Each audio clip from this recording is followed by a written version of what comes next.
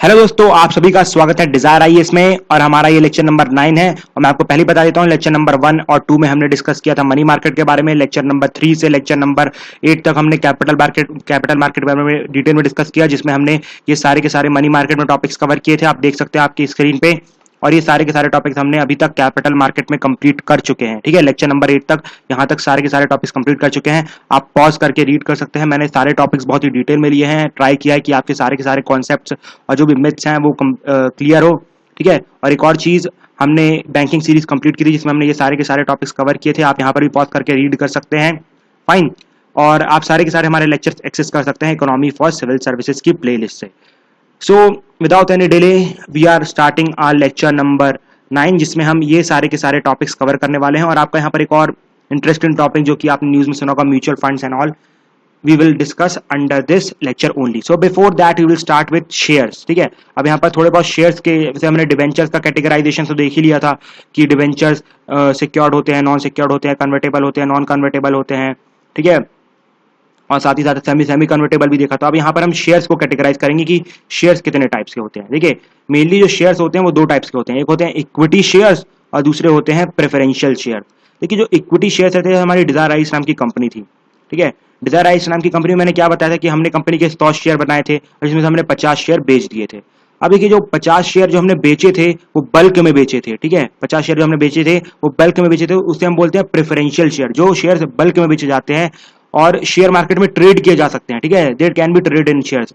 पहला पॉइंट क्या, जो शेयर्स हमने बल्क में बेचे, दूसरा वो शेयर मार्केट में ट्रेड किए जाएंगे। और वहां पर क्या रहता है कि जो भी हमारे शेयर होल्डर्स रहेंगे, ठीक है, जो भी हमारे शेयर होल्डर्स रहेंगे, जैसे कि फॉर एग्जांपल आप सभी ने हमारे शेयर्स खरीदे थे उस टाइम पे, तो हम आपको कंपलसरी डिविडेंड देंगे। डिविडेंड मतलब प्रॉफिट, मतलब जो भी हमारी कंपनी प्रॉफिट कमाएगी वहां पर हमें आपको कंपलसरी डिविडेंड देना पड़ेगा। आपने एक चीज नोटिस नहीं की थी, या फिर आपने वहां पर क्वेश्चन नहीं पूछा था जब मैंने आपको शेयर्स के बारे में बताया था, कि जो हमने शेयर्स में एक चीज क्या रहती है कि पैसा वापस नहीं मिलता है। ठीक है, आप कंपनी के ओनर बन जाते हैं, लेकिन वहां पर आपको कंपलसरी डिविडेंड मिलता है, एक तरीके का प्रॉफिट मिलता है। जो कंपनी प्रॉफिट कमाएगी वो आपको प्रॉफिट ट्रांसफर किया जाता है। वहीं पर वही एक पॉजिटिव पॉइंट रहता है जिससे लोग शेयर्स खरीदते हैं। साथ ही साथ होल्डिंग तो मिलती है कंपनी में, that is a different thing. लेकिन एक चीज प्रेफरेंशियल शेयर में जो बेकार रहती है वो कि आपको वोटिंग राइट्स नहीं मिलते हैं। ठीक है, मतलब कि अगर मान लीजिए कंपनी के जो बड़े बड़े बोर्ड ऑफ डायरेक्टर में बैठे रहेंगे, अगर वो लोग डिसाइड करेंगे कि नहीं अब कंपनी को इस यहाँ पर इन्वेस्ट करना चाहिए, लेकिन आपको पता हो सकता है कि नहीं यहाँ पर इन्वेस्ट करना बेकार रहेगा, तो पैसे डूब जाएंगे, तो आपको यहाँ पर, और आप चाहते हैं कि मैं यहाँ पर कुछ कंपनी को सजेशन दूं, तो कंपनी यहाँ पर कुछ भी सजेशन एक्सेप्ट नहीं करेंगे क्योंकि आपके पास यहाँ वोटिंग राइट्स नहीं है। तो यहाँ पर आप क्या कर सकते हैं कि यहाँ पर आपने शेयर बेच सकते हैं। अगर आप कंपनी आपके हिसाब से नहीं जा रही तो आप शेयर बेच दीजिए, आपकी जो भी प्रॉफिट है आप निकाल लीजिए, सिंपल। ठीक है, इसलिए प्रेफरेंशियल शेयर को भी यहाँ पर कोई लॉस नहीं है। और प्रेफरेंशियल शेयर होल्डर वही रहते हैं जिनका मैनेजमेंट में कोई भी इंटरेस्ट नहीं रहता, उनका सिंपल एक ही जगह इंटरेस्ट रहता है, प्रॉफिट कमाना। इसलिए ये लोग वोटिंग राइट की लोग को जरूरत नहीं है। ठीक है, जैसे कि आप और हम जैसे लोग, हमें क्या करना है कि मुकेश अंबानी अपनी कंपनी में क्या कर रहा है, बस सिंपल सी बात यह है कि हमें उसकी कंपनी से प्रॉफिट होना चाहिए, दैट इज आवर एम। ठीक है, लेकिन वही दूसरी तरफ हमें देखने को मिलते हैं इक्विटी शेयर। अब जो इक्विटी शेयर रहते हैं ये सिर्फ और सिर्फ प्रमोटर और जो बोर्ड ऑफ डायरेक्टर के जो मेंबर रहते हैं उनके द्वारा होल्ड किए जाते हैं। फॉर एग्जांपल हमारे डिजायर है इस कंपनी में 50% शेयर तो हमने बेच दिया था, अब यहाँ पर 20% शेयर होल्ड किए जाएंगे अरोड़ा सर के द्वारा, 20% होल्ड किए जाएंगे वाजपेयी मैन के द्वारा, और जो 10% शेयर होल्ड किए जाएंगे, जो बचे हुए 50% में से मे बी किसी और प्रमोटर के द्वारा। ठीक है, जो भी वहां पर कंपनी में होगा। ठीक है, अब ये वहां पर जितने भी ये लोग रहेंगे, अब ये जो इनके शेयर्स हैं वो ना, आप शेयर मार्केट में ट्रेड नहीं कर सकते हैं। ठीक है, they can not be traded in share market. वो मतलब फिक्स उन्हीं के पास है, वो दिखाता है कि they are the share holder, they are the owner of the company, और वही लोग डिसीजन लेंगे। ठीक है, और यहाँ पर क्या रहता है, यहाँ पर कंपलसरी डिविडेंड मिलने का फायदा नहीं रहता, लेकिन यहाँ पर वोटिंग राइट्स रहेंगे। ठीक है, क्योंकि आपको तो अपनी कंपनी बढ़ानी है, उनको तो उनकी सैलरी मिल रही होगी ना, जो भी प्रॉफिट कमा रहे होंगे प्रमोटर जो डिजायर है इसके, उनको उनकी सैलरी मिल रही है। Okay, but they are having the voting right, they can take any decision which they want. और ऊपर से एक और यहाँ पर कंपलसरी डिविडेंड नहीं मिल रहा है। जब कंपनी डिसाइड करेगी सिर्फ और सिर्फ तभी उनको वहां पर क्या मिलेगा, डिविडेंड मिलेगा। Okay, so this is the difference between equity shares and preferential share. आपने काफी बार देखा भी होगा मूवीज में कि कुछ शेयर होल्डर्स वो उनको मतलब उनके पास कुछ अलग टाइप के शेयर रहते हैं, वो एक्चुअली इक्विटी शेयर होल्डर्स रहते हैं, मतलब वो इक्विटी शेयर रहते हैं। और जो शेयर मार्केट में आप ट्रेड करते हैं ना, those are called as preferential shares. आपको प्रॉफिट तो मिलता है लेकिन वोटिंग राइट नहीं। जितने भी हमारे, जैसे मान लीजिए मैंने आपको अपने एक रिलेटिव के बारे में बताया जो कि काफी इन्वेस्ट करते हैं शेयर्स में, वो एक्चुअली प्रेफरेंशियल शेयर खरीदते हैं। ठीक है, जो स्टॉक मार्केट में मिलता है, लेकिन जो इक्विटी शेयर रहते हैं वो स्टॉक मार्केट में नहीं मिलते हैं। They can be found only with the promoters and other board of director. Fine, so this was all about equity and preferential share. अब लास्ट टॉपिक आज के लेक्चर का, this will be a very short lecture, may be up to 8 to 10 minutes, ठीक है। अब यहां पर हमें देखने को मिलता है इसके बाद परपेचुअल बॉन्ड्स, ठीक है। Before mutual funds we are moving to perpetual bonds. Perpetual bonds का ये जो इशू कब राइज हुआ, आपने मे बी शायद तक अभी आपको याद नहीं होगा, अगर आप न्यूज़पेपर पढ़ते होंगे तो लास्ट ईयर एक मतलब नॉट कंट्रोवर्सी, एक इशू बहुत ही ज्यादा लाइमलाइट में था, 2-3 एडिटोरियल भी आए थे उसके ऊपर। परपेचुअल बॉन्ड में क्या था कि एसबीआई ने साइन किया था उसे आईसीआईसीआई के साथ, ठीक है। इफ आई करेक्टली रिमेंबर, या it was SBI and ICICI.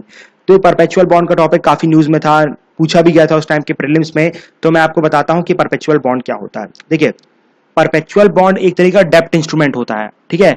Bond समझ रहे हैं कि बॉन्ड और बिल्स में आपको पैसे वापस मिलेंगे, ठीक है। वहां पर कुछ ऐसा कन्वर्टेबल नॉन कन्वर्टेबल नहीं होगा, ठीक है। तो बॉन्ड्स में क्या रहेगा कि अभी अभी क्या हुआ है कि जैसे कि फॉर एग्जांपल आपके ऊपर किसी का बहुत ज्यादा लोन हो गया, ठीक है। अब आपको पता चल गया कि मेरे पर जो करोड़ों का लोन है वो तो मैं नहीं मतलब दे पाऊंगा, तो उसकी जगह मैं क्या कर सकता हूं, उस बॉन्ड की जगह मैं एक परपेचुअल बॉन्ड साइन कर सकता हूं। उस परपेचुअल बॉन्ड में क्या लिखा रहेगा, उस परपेचुअल बॉन्ड में लिखा रहेगा कि मैं आपको आपके पैसे वापस नहीं करूंगा। उसमें साफ साफ लिखा रहेगा you will not receive your money, लेकिन ठीक है, लेकिन आपको मैं आपका इंटरेस्ट रेट देता रहूंगा। फॉर एग्जांपल मैंने 1 करोड़ का लोन लिया था, तो आपका मंथली या ईयरली जो भी इंटरेस्ट रेट रहेगा वो 1 करोड़ के ऊपर मैं देता रहूंगा, लेकिन आपका पैसा वापस नहीं करूंगा, लेकिन you will receive your interest rate, ठीक है। लेकिन उसमें एक लॉक इन पीरियड भी होता है। लॉक इन पीरियड मतलब ये कि हो सकता है कि कुछ टाइम बाद मैं और जिससे मैंने लोन लिया था हम दोनों बेंच में दोबारा आ सकते हैं, रीनेगोशिएट कर सकते हैं। मेरे पास मान लीजिए आज पैसे आ गए तो मैं रीनेगोशिएट कर सकता हूं कि हाँ I can give your money back, so हम दोबारा इस परपेचुअल बॉन्ड को हटा के अलग से दोबारा बॉन्ड साइन कर लेते हैं कि मैं आपको कितने टाइम पे पैसे वापस करूंगा। तो परपेचुअल बॉन्ड क्या है कि आपको यहां पर पैसे वापस नहीं करने पड़ते, मतलब प्रिंसिपल अमाउंट वापस नहीं करनी पड़ती, सिर्फ और सिर्फ आपको यहां पर क्या वापस करना पड़ता है, इंटरेस्ट रेट आपको देना पड़ता है। लेकिन एक लॉक इन पीरियड भी रहता है जिसके अकॉर्डिंगली आप क्या कर सकते हैं कि एक मतलब कुछ टाइम बाद, 10 साल बाद, 15 साल बाद दोबारा टेबल में आ सकते हैं और अपना जो परपेचुअल बॉन्ड खत्म कर सकते हैं, डिसाइड कर सकते हैं कि आपका पैसे वापस करने वाले हैं। Okay, so this is what we called as perpetual bond. Fine, so I think you have understood what is perpetual bond. और ये मे बी 2016 के आसपास एसबीआई ने आईसीआईसीआई के साथ साइन किया था, जिसमें एसबीआई ने बोला था कि हम परपेचुअल बॉन्ड साइन कर रहे हैं आईसीआई के साथ, और जिसमें हम आईसीआईसीआई को उनका पैसा तो वापस नहीं करेंगे लेकिन इंटरेस्ट रेट रेगुलरली देते रहेंगे, ठीक है। और एक चीज याद रखिएगा, बॉन्ड्स में आपको बता ही चुका हूं, बॉन्ड्स वो होते हैं जिनकी मेच्योरिटी 365 दिन से ऊपर रहते हैं, और बिल्स क्या रहते हैं, बिल्स की मेच्योरिटी 365 दिन से कम की रहती है। Fine, so this is all about perpetual bond. Now let's move to our very interesting topic, mutual funds. आपने बहुत बार ऐड देखा होगा, म्यूचुअल फंड में इन्वेस्ट करिए, म्यूचुअल फंड में इन्वेस्ट करिए। एक ऐड भी आता था कि जिसमें वो क्रिकेट खेलता रहता है and he actually tells to his friend, अरे यार तूने कहाँ पैसे फंसवा दिए, कुछ प्रॉफिट तो हो ही नहीं रहा, लगातार 6 महीने तक बैठा हूँ कोई प्रॉफिट नहीं हो रहा।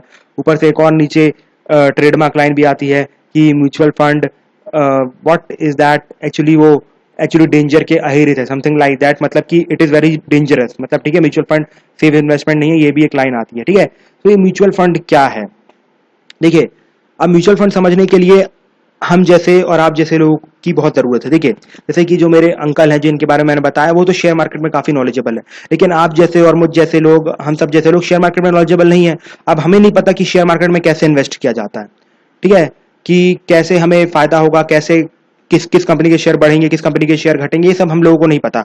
और भी काफी लोग रहते हैं जो डाउन ट्रेडर हैं, थोड़ा कम पढ़े लिखे हैं, लेकिन शेयर मार्केट में इन्वेस्ट करते हैं। वो एक्चुअली कैसे इन्वेस्ट करते हैं, they actually invest through mutual fund companies, ठीक है। म्यूचुअल फंड कंपनीज को जो म्यूचुअल फंड कंपनीज हैं उसे हम एसेट मैनेजमेंट कंपनीज भी कहती हैं।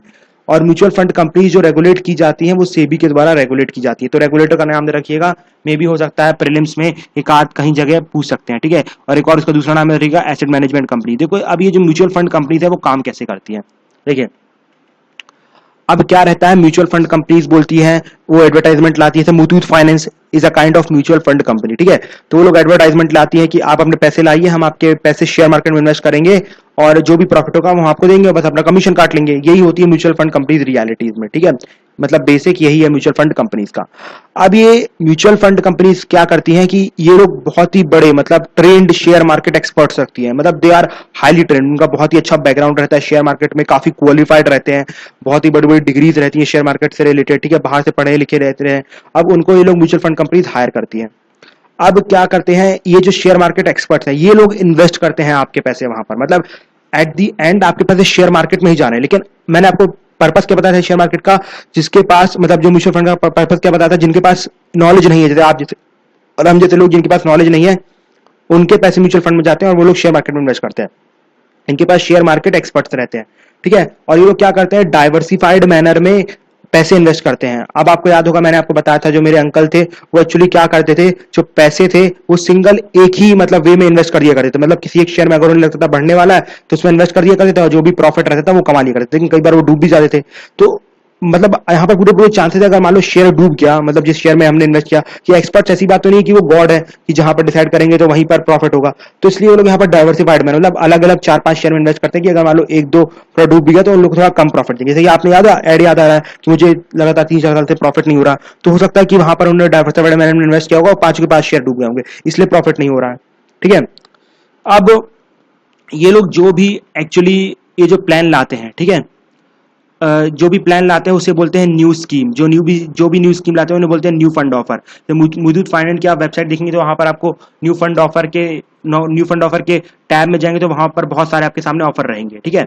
अगर आप सेविंग पर्पस के लिए इन्वेस्ट करते हैं मतलब म्यूचुअल फंड में, जैसे आप जैसे और हम जैसे लोग, हमारे अंकल जैसे मेरे अंकल जैसे तो है नहीं, हम सब सेविंग पर्पस के लिए इन्वेस्ट करेंगे, तो उन स्कीम्स को बोलते हैं इक्विटी लिंक्ड स्कीम्स। ये मैं आपको यहाँ पर नाम इसलिए बता रहा हूँ कि ये स्टेट पीएससी के लिए काफी इंपॉर्टेंट है, ठीक है। अगर आप मंथली बेसिस पे इन्वेस्ट करते तो उसे बोलते हैं सिस्टमैटिक इन्वेस्टमेंट प्लान, राइट। अगर आप मंथली बेसिस पे इन्वेस्ट करेंगे तो उसे क्या बोलेंगे, systematic investment plan. New scheme को क्या बोलेंगे, new fund offer. Saving purpose के लिए इक्विटी लिंक्ड सेविंग स्कीम, और अगर आप मंथली बेसिस में इन्वेस्ट करते हो तो आप बोलते हैं सिस्टमैटिक इन्वेस्टमेंट प्लान। अगर यहाँ पर थोड़ी बहुत किसी को म्यूचुअल फंड की नॉलेज हो तो किसी को याद हो रहा होगा कि मैंने यहाँ पर ओपन एंडेड स्कीम और क्लोज एंडेड स्कीम के बारे में नहीं बताया कि open ended mutual fund schemes क्या होती है, close ended mutual fund schemes क्या होती है, ठीक है। फिर भी आपको यहाँ पर बता देता हूँ आपकी नॉलेज के लिए, वैसे प्रीलिम्स के लिए इंपॉर्टेंट नहीं है बट फिर भी आई एम टेलिंग, देखिए अगर जिन्हें नॉलेज चाहिए। देखिए ओपन स्कीम मतलब ओपन एंडेड स्कीम्स क्या रहती हैं, जिसमें क्या रहता है कि लगातार इन्वेस्टमेंट आती रहती है। एक चीज उससे पहले मैं आपको और बता दूं, एक चीज मैं आपको बताना भूल गया, जो म्यूचुअल फंड्स क्या करती हैं, ये लोग आपसे सबसे पैसे लेती हैं और उसका पूल बनाती है, मतलब एक अलग से कंप्लीट उसको एक जगह रखती हैं और उसके बाद उनको इन्वेस्टमेंट करती है, ठीक है। तो ये क्रिएट अ पूल वाला मैं आपको बताना भूल गया था। और डाइवर्सिफाइड मैनर में इन्वेस्ट करते हैं by the trend share market experts, ठीक है। अब आते हैं ओपन एंडेड और क्लोज एंडेड स्कीम्स में। देखिए ओपन एंडेड स्कीम्स वो रहती हैं जहां पर लगातार आप इन्वेस्ट कर सकते हैं, जैसे कि फॉर एग्जाम्पल यहाँ पर जो पूल बनाया गया, ठीक है, जो पूल बनाया गया था, अब उन्होंने पहली बार में तो पूल इन्वेस्ट कर दिया, अब पूल में लगातार पैसे बढ़ते जाएंगे तो लगातार वो लोग वो भी इन्वेस्ट करते जाएंगे, तो उसे बोलते हैं ओपन एंडेड स्कीम। लेकिन कुछ क्लोज एंडेड स्कीम भी रहती है जिसमें एक बार से पूल बनाया जाता है। फॉर एग्जांपल अगर किसी शेयर में इन्वेस्ट करेंगे तो वो लोग बोलेंगे ये क्लोज एंडेड है, एक बार अगर इसमें पैसे इन्वेस्ट करिए तो इसके बाद इसी शेयर में आप पैसे और नहीं बढ़ा सकते हैं। लेकिन ओपन एंडेड में क्या रहता है, आप इसी शेयर में पैसे लगातार बढ़ाते जा सकते हैं, लगातार मंथली आप देते जा सकते हैं और ओपन एंडेड स्कीम कही जाएगी। लेकिन क्लोज एंडेड में एक बार अगर पैक हो गया पूल तो उसके ऊपर आप पैसे नहीं लगा सकते। जैसे कि आप जैसे व्हाट्सएप का जो ग्रुप रहता है, ठीक है, अब व्हाट्सएप का कुछ ग्रुप रहते थे 265 मेंबर हो गए तो उसके ऊपर नहीं बढ़ेंगे। तो same in the same way you can consider it to be a close ended scheme. और ओपन एंडेड ऐसी कि आप टेलीग्राम समझ सकते हैं कि लगातार मेंबर बढ़ते जा रहे कोई फर्क नहीं पड़ता, ठीक है। So that is what we call as a open ended scheme and this is what we call as a closed-ended schemes. Okay, so this was all about our lecture number 9. In that we have discussed in detail about mutual funds. We have also discussed about perpetual bonds and equity and preferential share. So I think आपके काफी myths and doubts clear हुए होंगे. Fine. और as usual we are left with our just one lecture, that is insurance sector and credit rating agencies. It is very important for prelims as well as mains. तो आप इस lecture को जरूर देखिएगा और अपने positive reviews भी दीजिएगा. Fine. और साथ ही साथ मैं आपको फिर से एक बार रिमाइंड करवा देना चाहता हूँ, हमारा बैंकिंग की सीरीज जो कंप्लीट हुई है उसमें ये सब टॉपिक्स हमने कवर कर चुके हैं। आप ये सारे के सारे टॉपिक्स पॉज करके रीड कर सकते हैं और हमारी ये जो हमारा प्लेलिस्ट है, ठीक है, डिजायर आईएएस का इकोनॉमिक फॉर सिविल सर्विस, वहां से एक्सेस कर सकते हैं। और जितने भी अभी तक जो हमारे सारे के सारे लेक्चर हुए हैं 1 to 9 के कैपिटल और मनी मार्केट के, वो भी आप वहां से देख सकते हो। लेक्चर 1 to 6 भी आप देख सकते हैं from economic for civil service. So this is the end of the lecture, and in the last lecture we will meet and we will complete our lecture number 10. Thank you, have a nice day. I hope आपको lecture पसंद आया होगा।